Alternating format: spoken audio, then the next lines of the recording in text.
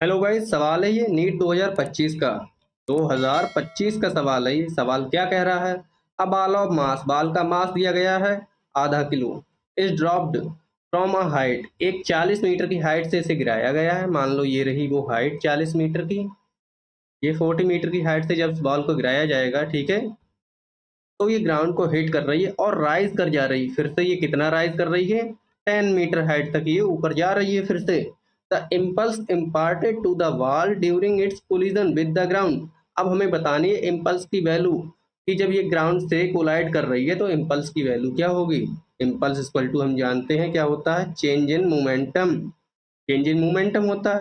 अब मोमेंटम को हम कैसे जानते हैं? मोमेंटम इक्वल टू होता है मास इनटू वेलोसिटी, यही तो होता है। तो चेंज इन मोमेंटम क्या हो जाएगा? Mass into final velocity, minus कर दो मास इनटू इनिशियल वेलोसिटी, क्योंकि मास तो कांस्टेंट है, वेलोसिटी ही तो चेंज होगी बस।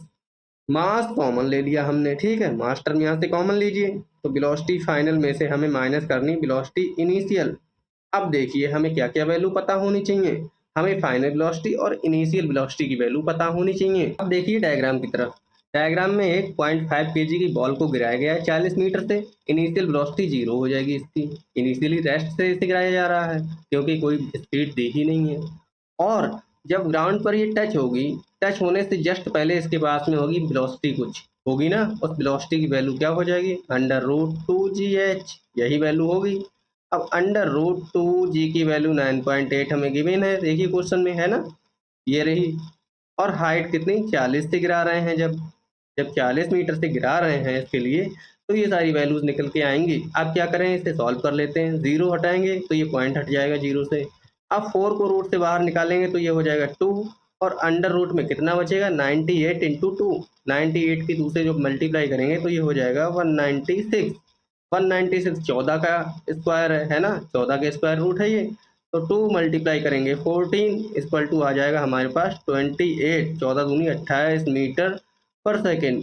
ये आ गई हमारे पास वेलोसिटी। अब देखिए गिरने के बाद में बॉल फिर से राइज कर रही है, और फिर से ऊपर राइज कर रही है 10 मीटर की हाइट तक, 10 मीटर की हाइट तक राइज कर रही। तो यहाँ पर कुछ इनिशियल वेलोसिटी लेकर चलेगी, तभी तो ये 10 मीटर तक जाएगी। तो वेलोसिटी की वैल्यू फाइंड कर लेते हैं। √2gh, √2 जी की वैल्यू 9.8 हमें गिवन है, और किस हाइट तक जा रही है? 10 मीटर तक ये जा रही है ऊपर, ठीक है। डेसिमल को इससे जीरो हटा देंगे, ठीक है। अब फिर से ये आ जाएगा 98 टू जा 196, 196 वो भी किसमें? रूट के अंदर, रूट के अंदर ही तो आएगा सब। तो ये हमारा 14 का स्क्वायर रूट है, तो आंसर आएगा 14 मीटर पर सेकेंड। 14 मीटर पर सेकेंड की स्पीड से ये बॉल टकराने के बाद फिर से ऊपर जाएगी, ठीक है। अब देखिए आपको यहाँ से एक चीज समझ में आ रही होगी, बॉल नीचे गिर रही है तो वेलोसिटी की डायरेक्शन ये 28 मीटर पर सेकेंड इस स्पीड से ये नीचे की तरफ जा रही है। तो एक वेलोसिटी हमें नेगेटिव लेनी पड़ेगी, तो हम नीचे वाली वेलोसिटी को ले लेते हैं नेगेटिव। इसको नेगेटिव मान के चलेंगे, ठीक है, इसको नेगेटिव मानेंगे। और जब ऊपर जा रही है तो ऊपर की वेलोसिटी को पॉजिटिव लेंगे, ठीक है। 14 मीटर पर सेकेंड को हम पॉजिटिव मान लेते हैं, क्योंकि ये ऊपर की तरफ, ऊपर डायरेक्शन में जा रही है। अब बस ये वेलोसिटी की इनिशियल और फाइनल वेलोसिटी की वैल्यू रखनी है, आंसर आ जाएगा हमारा। तो यहाँ से देखिए मास की वैल्यू कितनी है? 0.5 kg।